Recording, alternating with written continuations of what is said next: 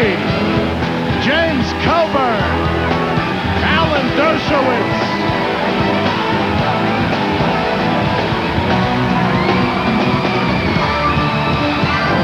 And now it's him.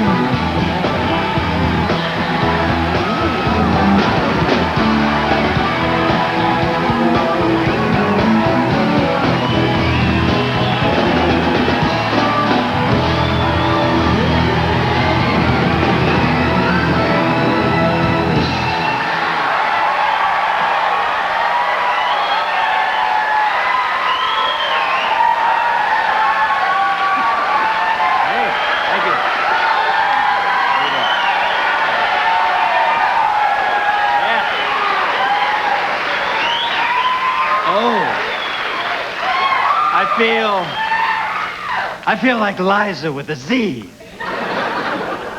Hey, Goldie, how's the band tonight? What's the name of the band? What should we call it? Anybody got a good name in the crowd? Shout it out. The Attitudes. Hey, they're not bad, huh? I was thinking of maybe the Ed McMahons. This way, when Ed leaves, we'll still have an Ed McMahon on late night TV. Nikki, what do you think? You got a name over there? I like Five Guys Five. Five Guys Five. We'll put them in little red dickies and do that shot. Yeah. Little songs about wholesome America. Yeah, I like that. All right, what's in the news, teens? Herschel Walker lost his spot on the bobsled team. You see that? For shame. Gotta hurt, especially the way they let him know. Yeah, apparently when he came out to push the sled, they had a bunch of fat people sitting on it. I don't know that that's the way to let him in on it. Clarence Thomas ruled today that the FCC can't give preferential treatment to women unless they have a really fine onion and are willing to dance.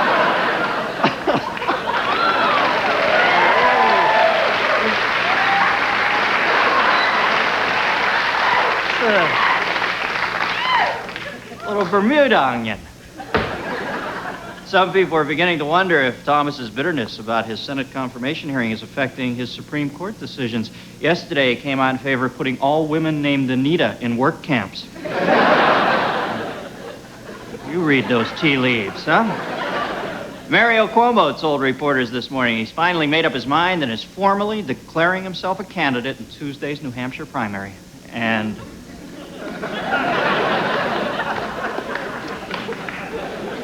I had a bad vibe about that joke. I went up to it with a divining rod, nothing. Well, I guess you can tell I'm at a pivotal moment in the monologue right here. I can't decide whether to do a triple Lutz or a triple axel. Boy, don't you love it when they set that up? You get that bum shot for around 10 minutes. Hey, Christy.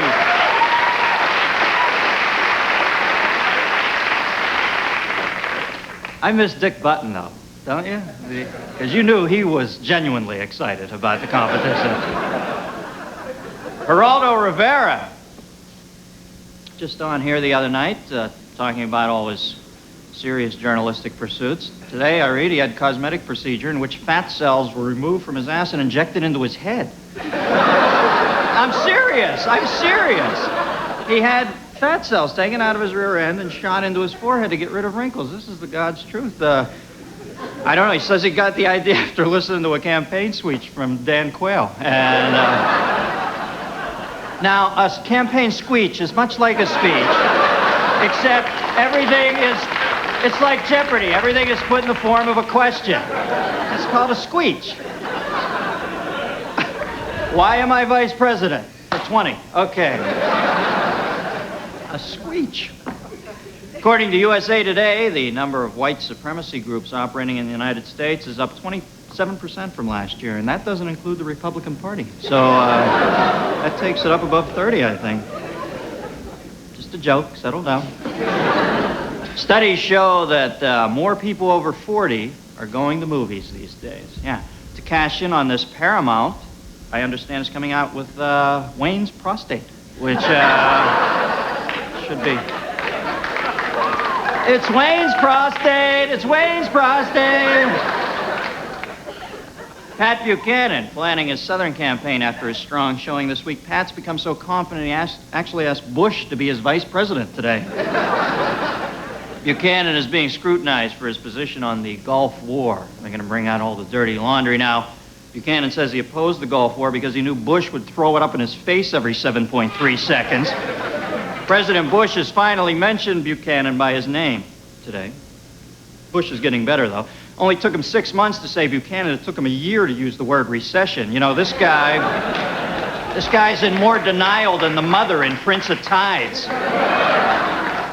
Bush is really desperate now, though. I saw him talking to Southern auto workers today, and he was saying, so what if I killed Hussein, huh?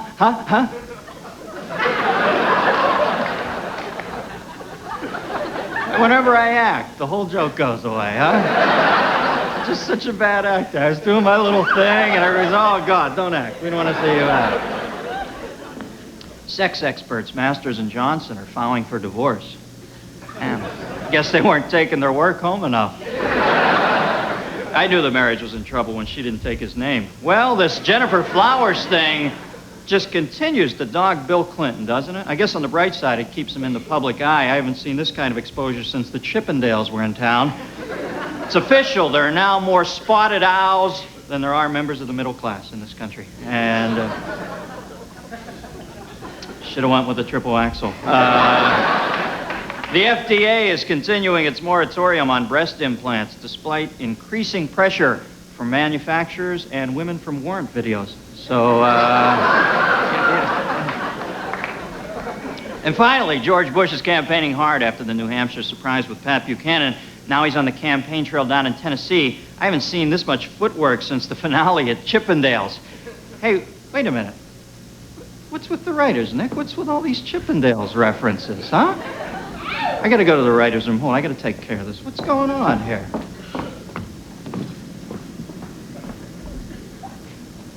What the hell? What's going on here with these guys? Hey, Chippendale references coming out the woods. Hey, guys! What's with the Chippendales references all over the monologue? Come on, who's writing that stuff? Come on, somebody fess up. Listen, guys, it's got to get a lot tighter than this, or somebody's going to be let go, okay? I didn't. I'm sorry, guys. All right, listen, I got nipple rouge for everybody over in my dressing room. We got a great show for you tonight, folks. Corbin Bernsen, James Coburn, comedienne Leah Krinsky, and Alan Dershowitz. Oh, Goldie! This portion of the Dennis Miller Show is brought to you by Budweiser. Nothing beats a Bud.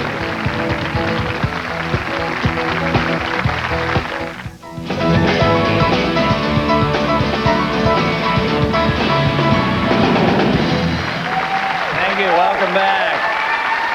Welcome back. Well, you know, we're in the middle of sweeps weeks here, but we're not whoring ourselves for ratings. We are taking the high road here at the show. So, did they show the picture of the woman? Sorry, we had no PA on the opening bit. I've lost total faith in the team here. So you saw the picture of the woman? Okay, good. We got something across. All right, this should be interesting. Our crack staff has stolen the suggestion box from the Olympic Village. Too loud. Can we get that a little louder? I need a quasar in my ear. What was that? The noodling underneath, for God's sake? I thought Philip Sousa was in my hand. Well, we've got the little Olympic Village suggestion box here, and let's get an idea what's really happening over here. Wow, there are lots of parties. Yeah, little suggestions. Sometimes the props make the piece. All right, dear Olympic Village, it is my humble opinion that everyone here should be required to speak English. Signed, an American.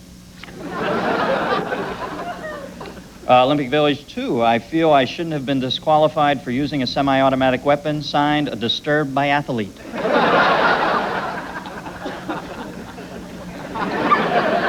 Sisters, sisters. While the rubrics of my culture command a young girl to be polite and agreeable, I most humbly submit that the next time that bitch throws a backward flip during my warm-up, I will scratch her eyes out. Signed, Midori Ito. I have 2 words. More Spangles, Brian Boitano. Yeah. Everything's fine, but it seems there aren't enough gold medals to go around. Signed, a loser who doesn't understand the whole point. I must say, the people of Albertville have been so polite to us. Since we've been here, the French have extended us every courtesy. Signed, a sarcastic American bobsledder. I love all the beautiful white snow. David Duke.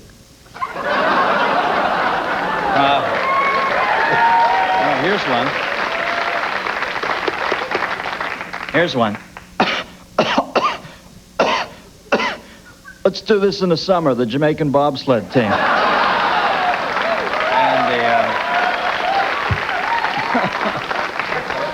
And this one is anonymous. The German judge is a huge bastard.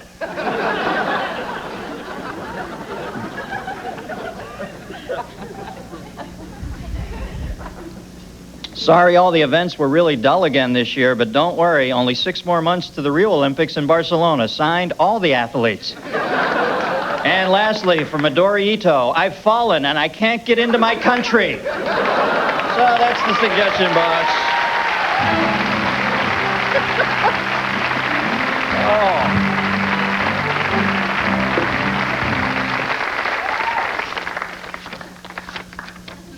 Sorry, I had a little housekeeping here.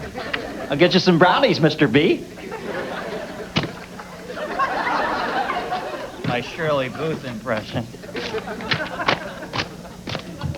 All right. Somebody filched my dustbuster. All right, now we're, what are we doing now? I've lost myself. I'm in complete... Oh, okay, Corbin. My first guest created a character on L.A. Law, Louisiana Law. Everybody loves it. That made attorney bashing a national pastime. Next Monday, he will play a lawyer with Southern flair on the NBC miniseries, which is called Grassroots. Please welcome Corbin Bernsen, folks. Corbin.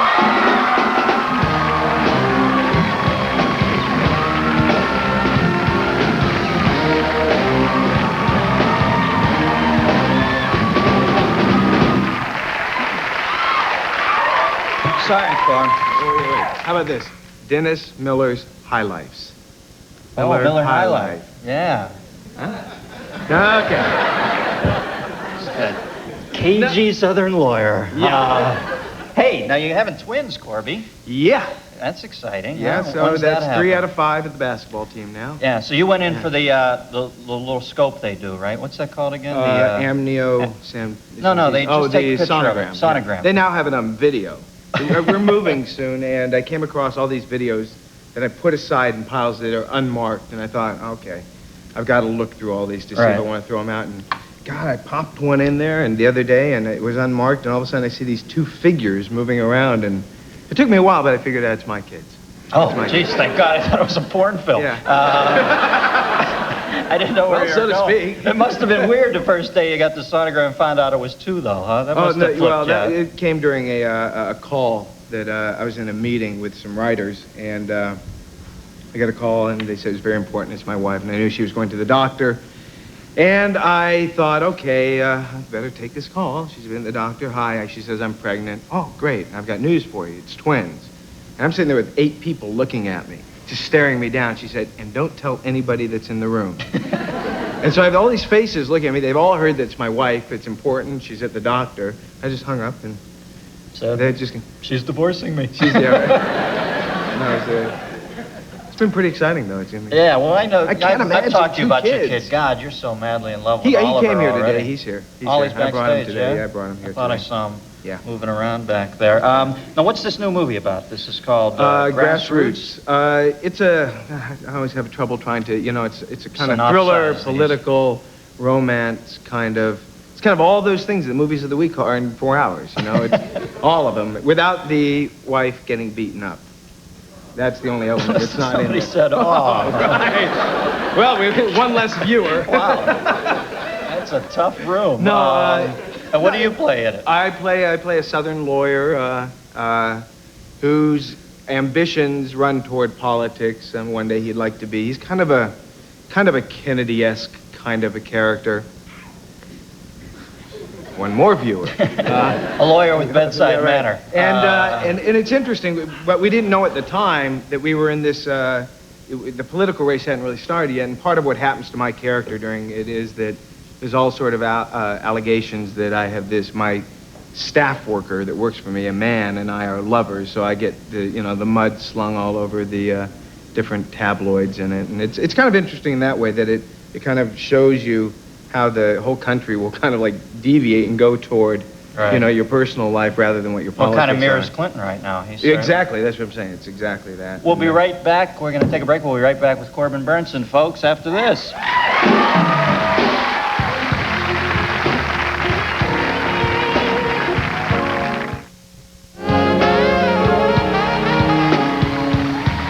Take no chances, man. Yeah. All right, now. Can I just clear one thing up real quick? Shoot. I realized during that first segment that I touched my nose a lot, and it's not because you smelled think it. the place It's that stinks. smell. Okay. It just hit me back there. You think, how did that segment go? What happened? And the only thing that rung a bell was I touched my nose a lot. Yeah. Wow. I thought it was just a reflex with all the white stuff on the desk.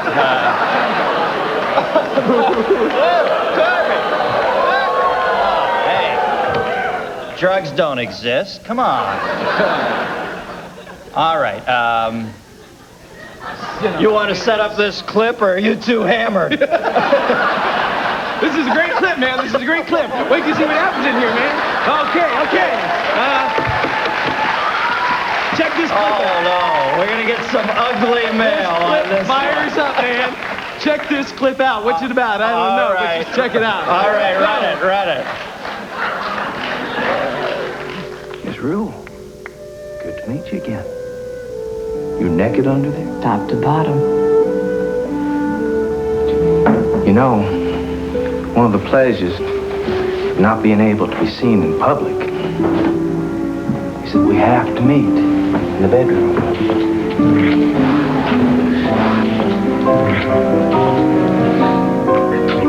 I second that. Get undressed.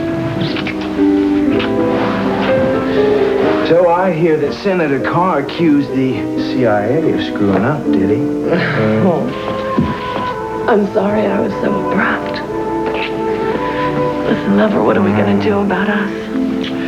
Well, as long as you're with the CIA and the Senator's Committee as your watchdog, I guess we're going to have to live with it. I'd rather live with you.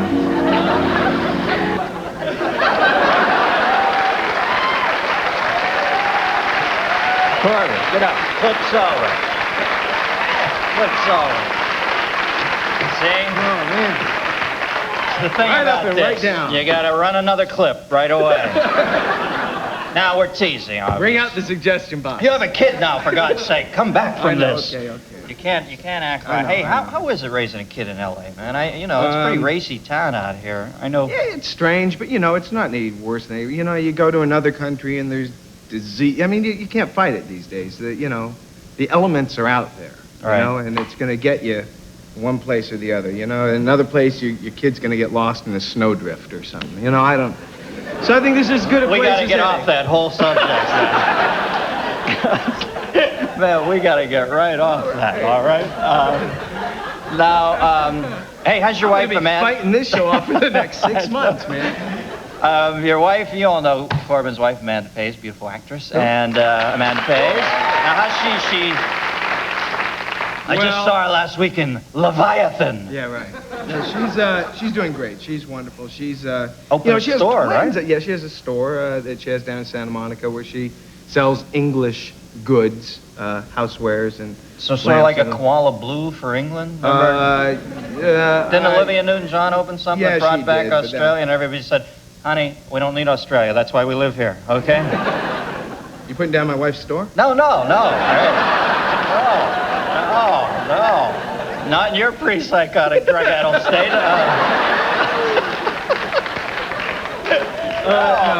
Corbin, no. Stop it. You were Yeah, the she's most- great. She's just huge, though. I mean, she's just really big. I mean, Well, she's got two I keep humans telling people, inside. Rand McNally has got like a patent on her stomach at this Right. point. I mean, it's just, I love her. I mean, she's going through this great, too. She really is. She's a great mother, and she's already a great mother to these kids. How far along is she now? with these It's, two you know, kids? it's weeks and months. I think it's like 7.5 months. So at you're this point. finished with sex, right? You have to bail out right now? Or do you have to bail out earlier when you have twins? No, you bailed out back at the takeoff, you know? You bailed out when LBJ was still alive. How's LA Law doing now? There's been a lot of shakeups, and then I read some Yeah. articles where people were going off it a little, but now they're... No, Does it's Butch there. go you back, know, right? Well, no, not officially, but, you know, he's always been around. He has some guidance over the show, and, you know, it's you know, a couple people left, and you got to try to do something new to shake it up and recreate it. And I think what we're doing now is getting back to our grassroots Monday night, getting back to our roots. The master of promotion. We're getting back to our roots and getting back to focusing on some of the characters that people know and love. And Well, these things are like, I was on SNL, which is another long-running thing, and it's like any long-term relationship. There's going to be times when it ebbs a little, and then... But, you know, it's also tough because the audience for years said to me, when are you and your secretary, Roxanne, going to get together? Right. Okay, so we got together. Now they're saying, when are you going to break up with her and get together with Conchata, the Susan Bloom character? Man, these people are just sending me down the road, you know? So they're not happy. Then I'll break up, then I'll be this womanizing thing again, then they'll say, get back with you. So nobody's ever really happy. I love the thought of you with a woman named Conchata. She's Just great. like a very Cuban... No, but the show's doing thing. great. We did, today, I just got done. We just did an episode where, well, I get myself in a very precarious position. Now I'm touching my forehead. I got myself in I don't know what that means. In a very precarious situation with a woman outside my relationship with Roxanne, and I ended up in the hospital with a twisted part of my anatomy. Wow, a broken Conchata. A broken All right, Corbin, good to see you, buddy. Corbin Bernsen. Grassroots. We'll be right back with comedian Leah Krinsky. Grassroots. Grassroots. This portion of the Dennis Miller Show is brought to you by the new Folgers Coffee Singles. Freshly brewed coffee, 1 cup at a time.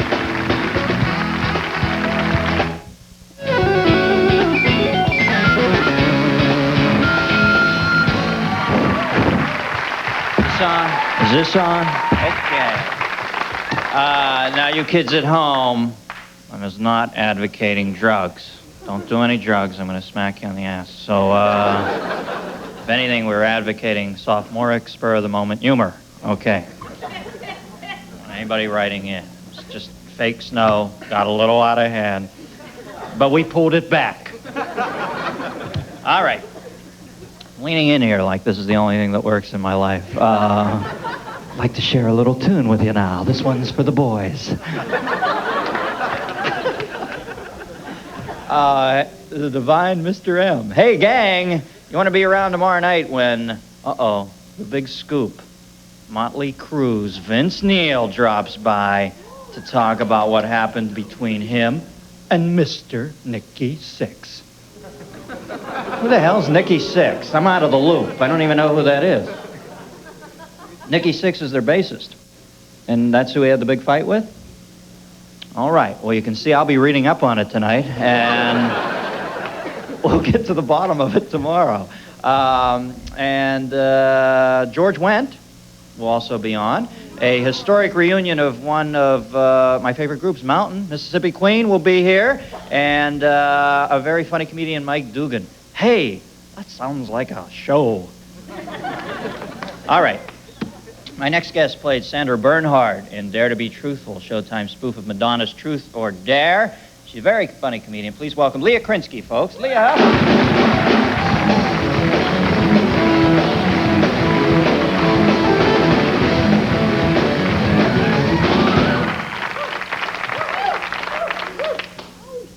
I'm too sexy for my hat.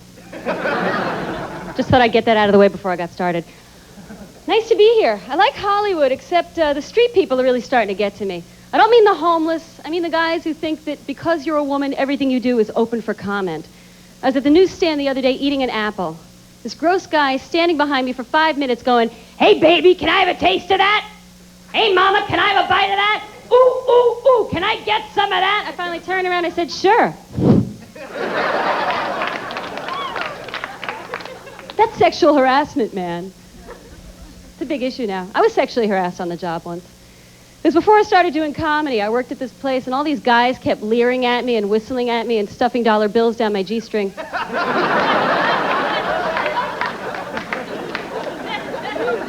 Makes it tough to type.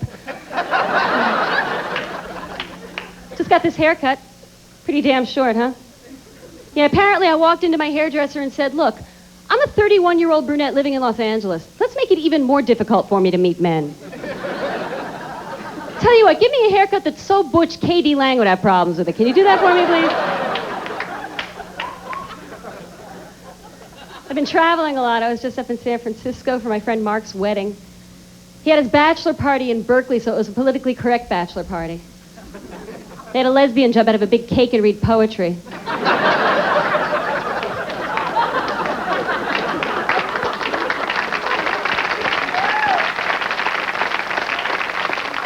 Thank you, it was a rice cake. This politically correct stuff is really starting to get on my nerves. These animal rights people, come on. I mean, I do my bit. I don't wear fur because it's LA, it's too hot. But I had this one girlfriend. She's really committed. She's on my case all the time. She's like, "Oh, you don't wear fur, but you wear leather." Oh, yeah, because those burlap bondage masks just don't do it. They get frayed, the zipper gets caught, you can't breathe, it's no fun. Now, people get really annoying when they get into their causes, man. I had to go to my doctor recently. I pull up in front of the medical center. 250 right-to-lifers are demonstrating outside, which is fine with me, because as long as they're out protesting, it means they're not home breeding. Right, yeah. Now, hold on, no, wait a second. It's a free country. Everybody has a right to say whatever they want. I just wish these people would mind their own business. I'm just trying to get inside for my examination. People who I don't know are blocking my way, screaming in my face, "Don't kill your baby!" I'm going, hey, all I need is a pap smear, all right? Takes me an hour and a half to fight my way through this mob of idiots. By the time I got inside, I was so aggravated, I wasn't even pregnant. I had an abortion just to piss them off.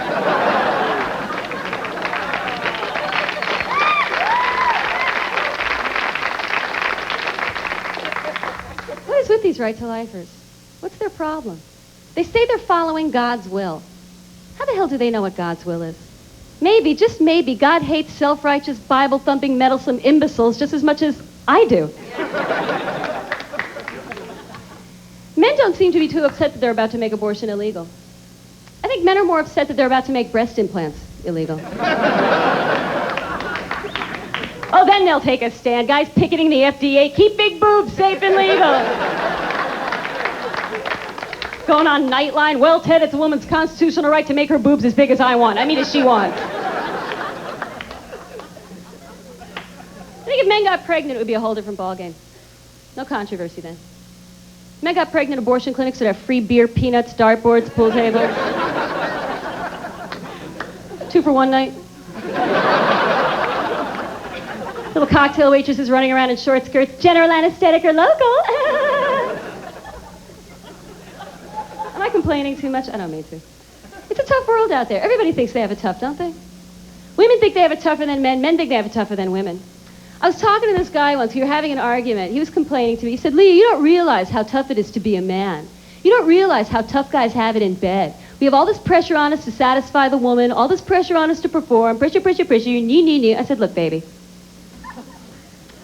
if I'm going to earn 40% less pay in the workplace for doing the same job as you, you're damn right you're going to satisfy me in bed. As far as I'm concerned, this is my office, and you can be replaced by a machine." Right? Thank you very much.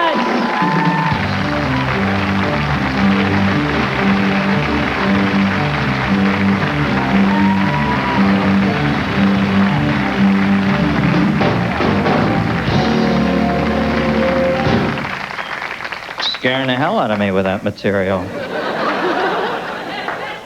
You see the guy from Dow Corning? He was testifying about the No, breast implants. didn't catch. Yeah, he had to get up every few minutes and take a leak. Now,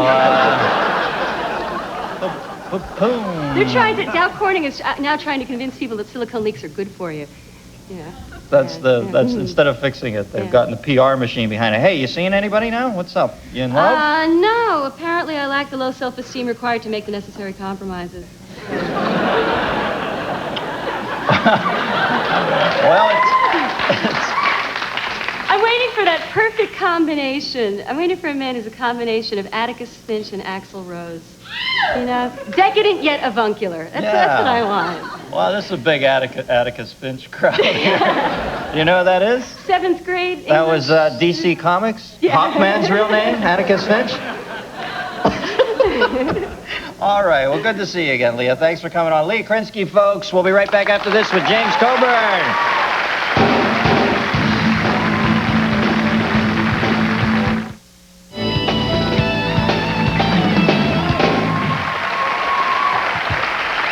Welcome back.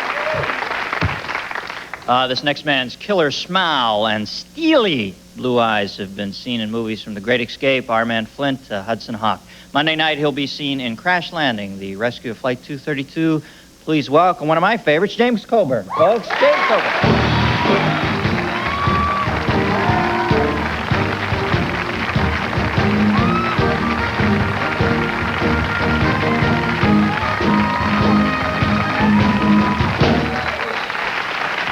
Yeah. You guys really have a lot of fun on this show, don't you? Yeah, well, we're trying. Hey, I understand you're a cigar buff. Yeah. I got you some authentic Cuban cigars here. Good. Yeah, you want to light one up? Go ahead. Fantastic, man. Cohiba, huh? This is They good ones? Oh, yeah, Castro's cigar. Castro Yeah. smokes those? Well, he used to until he got cancer. Well, that'll throw a kink in your smoking fun. We got you this little thing, the Clipper? Brisk. Ah, yes. It's like that, though, isn't it? You know? Yeah. Actually, I just kind of peel that You end can off. just like bite it off, yeah? I don't know, I've never smoked a cigar. You never have? You want me to fix one for you? Geez, not unless my wife has a kid. Oh, yeah. Oh, you planning Corbin. on- We should have given Corbin That's one. right, Yeah, he's yeah. got twins coming. Look at him coming out of every orifice on his body. Now, Twins, my God, can you imagine? no, I can't. It's so neat for me to be talking to, you're like one of the coolest guys in films, man. I used to love that Magnificent Seven is one of my famous films. Did you really do the underhand knife throwing thing, or was that all just rigged up? Please, tell me you did it. Tell me you did it, please. I did half of it. Oh, okay. What half? You opened the knife? No, actually, it was throwing it underhand is an almost impossible thing. You can't throw it more than 6 or 8 feet. But overhand, you can throw it, like that. We had to invent this way of throwing it. I had to drop it down behind my, out of my sleeve and catch the blade and then toss it. Yeah. And Bob Wilkie was the recipient of that knife. He was really a nasty guy, and he was wonderful. And he made that thing really work because he was such a nasty bastard. And then there was this kind of a steel wire going down, and the special effects guy had it on a slingshot, and went pow like that. And Bob did that famous, oh, Jesus, he beat me at that. Yeah, it was the coolest move, but if you ever stop to think about it pragmatically, all these guys out there with guns shooting, you're standing out there flipping a knife around. Yeah, I know. I guess it seems a little whack, but it looked cool. Well, it was the closest thing we could come to the Kurosawa, the great swordsman, man. He was, the greatest swordsman in the world, who was shot finally in the back by a half-blind bandit. And that was the irony that we really didn't get in ours. Right. I was shot trying to throw them out. Right, Well, it just and it fell stuck into in the wood at thing, the end, yeah. Of course, Magnificent Seven was patterned after Akira Kurosawa's famous film, Snow White and the Seven Dwarfs. And a little filmic history for the crowd here. Yeah. Now, what's this new thing? You got, this is about that, is this the guy who almost brought the plane in Iowa? Yeah, and right. kind of cartwheeled it? It's called Crash Landing. It was called 1,000 Heroes before. But they changed the title because they had a film about the heroes of Desert Storm, and it didn't do very well. So they thought that any title with heroes in it doesn't make it. So they changed it to Crash Landing. It sounds like one of those 1930s B movies with Richard Arlen and, But it turns out to be a pretty nice little film, actually. Chuck Heston plays the pilot who brings it in. It was a terrible tragedy. There were. But that guy saved a lot of lives with some. Oh, yeah. And he actually had to swing the thing all the way in, didn't he? It would only turn a certain way, as I understand. Yeah. And He had to bring it in keep... by the throttle because they had no hydraulics. The engine exploded, blew the hydraulic system, both hydraulic systems out. He had to bring it in by the throttle. He almost made it. He made it. He made it down on the ground right at the last minute. They had no flaps or anything. They couldn't slow it down. It was too fast, and the wing dipped down, and it just cartwheeled down the tarmac. But still saved a lot of people. Hey, if you're going to blow your hydraulics, you want to look up in that cockpit and see Chuck Heston, don't you? You bet. Chuck. That's the man. I don't want to look up there and Moses see Wally flying your Cox, airplane for you, man. You're okay. Hey, you worked with a lot of tough guys, man. In a few films, a couple films I can think of, The Great Escape and Magnificent Seven. What were McQueen and Bronson like? Both tough guys, but were they together or separately? Yeah, were they diametrically opposed? Bronson seemed warmer to me. Well, Bronson was bitching a lot. He bitched a lot about Mexico. He didn't like Mexico, didn't like being down there, but he... Yeah, I know. The water down there made him go like this all the time. Charlie, when we were working on this, Charlie told me a great story about that. He's got this face, and he said, we were talking one afternoon, and he was telling me that, he's a Lithuanian, he's from Philadelphia, Pittsburgh, I guess. That's where I'm from. Is it? Well, Pittsburgh. Am I Lithuanian? No. And he had a lot of... You're not? No. Okay, we continue. I'm bad at that. Yeah. That's my bad thing. I interject too much. But go ahead. That's Tell okay. the story. So he's from Pittsburgh. He's Lithuanian. And he was from this large family. And he said he always got hand-me-down clothing. And he got hand-me-down shirts and trousers and shoes. And he said, except I was larger than the guy that was before me. So I always got, his shoes were always really tight. And you see how that face developed out of wearing those tight shoes. See, you never know. Sometimes really a bad thing can turn into a wonderful thing. Right. Look at Charlie Bronson. You know he's a star even when you saw him in that Wax Museum thing. Charles Buczynski. Wasn't that his name? Right. Charlie Buczynski. Yeah, that's right. Yeah, well, hey, it's a pleasure for me to meet you, James. The film is called The Rescue of Flight 232, and it's on Monday night on ABC. That's right. And it's a pleasure for me to meet you, Mr. Flint. Well, listen, Dennis, keep on swinging, man. All right, thank you, buddy. Okay, bro. Take care. Derek Flint. We'll be right back. Alan Dershowitz. James Coburn.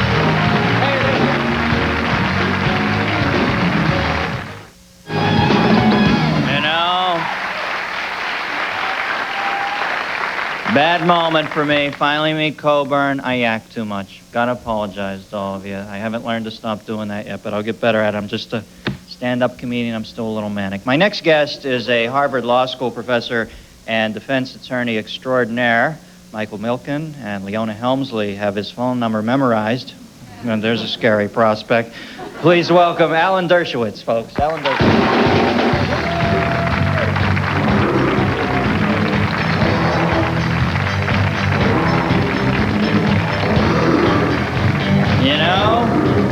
The last person I want to see on a planet trip on my show is Alan Dershowitz.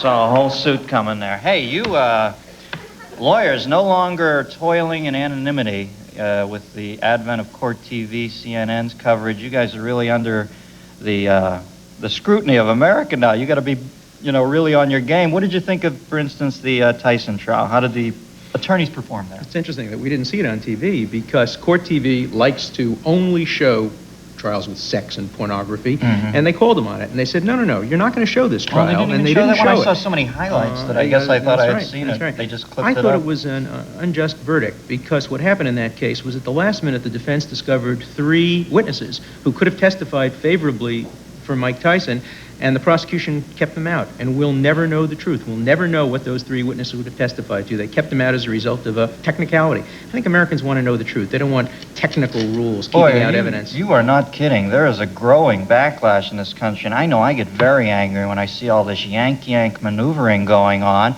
and you think, why don't we use common sense here, for God's sakes? If somebody has a history of this with women or men, why can't we hear that information? Well, it's interesting that they keep the history of both parties out. And because they don't want to put people on trial for their life experiences. They want the jury to focus on, did he do it? Did she consent? Makes some sense. A trial is like an edited video. You don't see the whole thing. The judge decides where it starts, where it stops, and what frames you get to see. I saw something chilling last night, though, with Maria Shriver, with the woman who her daughter was killed by Robert Chambers. And when you die, you lose all your rights, don't you? They can drag you through the mud every which way. They were not allowed to bring anything up about Chambers, but the poor young girl, Jennifer Levin, they just ran her through the mud. Is that fair? Well, it's fair in this sense. Remember, only he will either go to jail or won't go to jail. There's nothing anybody can do for a dead victim. It's a tragedy, but you can't bring them back. And so constitutional rights apply to people who are on trial. In that case, the result was very just. There was a plea bargain reached. You know, he didn't set out to kill her deliberately, even taking the case in the light most favorable to the government. It happened in the heat of passion. He got a manslaughter plea. He'll be in for 7-8 years. But he's up for parole this year. Yeah. And that girl is not up for life again this year. Now, when I was in Hawaii over the Christmas break, I saw your book, Chutzpah, laying on more bloated man chests than any book on the entire island of Maui. Every time I walk around, I see guys passed out with that book laying on their chest. Great appeal to bloated men. I have gotten more That's statements your of people saying, demographic? I was in the hospital and they sent me chutzpah. I wish healthy people, thin, healthy people would start reading chutzpah instead of all these sick, bloated ones. But honest to God, I saw so many men over there reading the book, and yet you caught heat from it from... was it the JDL or who? No. The JDL, no. The American Jewish Congress and some of the other organizations, people don't realize that we're seeing an increase in anti-Semitism and racism, sexism in this country. The fact that Pat Buchanan, an overt anti-Semite and racist, can now be a serious candidate for president of the United States. And Jewish leaders are afraid. They have this, what my grandmother used to call shashtil, be quiet, don't rock the boat mentality. We're afraid to say honestly that Pat Buchanan could become president of this country, that people voted for Adolf Hitler back in the 1930s, not because he was an anti-Semite, but despite that fact, they just didn't disqualify him because he was an anti-Semite. And people are saying about Pat Buchanan, well, we don't like his anti-Semitism, we don't like his anti-gay attitudes, we don't like his anti-women attitudes, but that's not what we're voting him for. We're voting for him because we're protesting Bush. We'll vote for Mickey Mouse if you're going to protest Bush, but don't vote for a racist. It seems to me it's time that all Americans got together and said, he cannot be president of this country. That's what I write about in Chutzpah.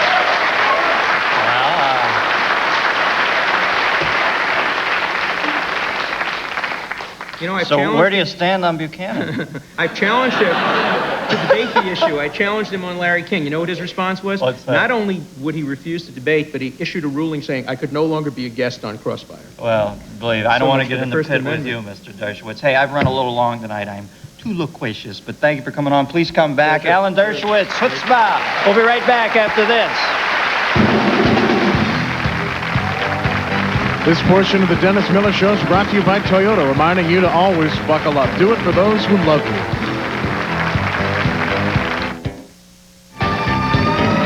Welcome back. Hey, it's Sweeps Week.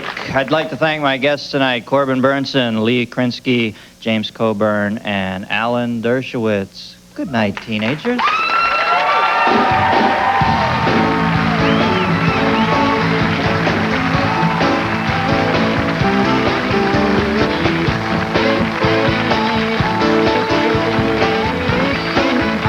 When in Los Angeles, guests of the Dennis Miller Show stay at the St. James Club and Hotel.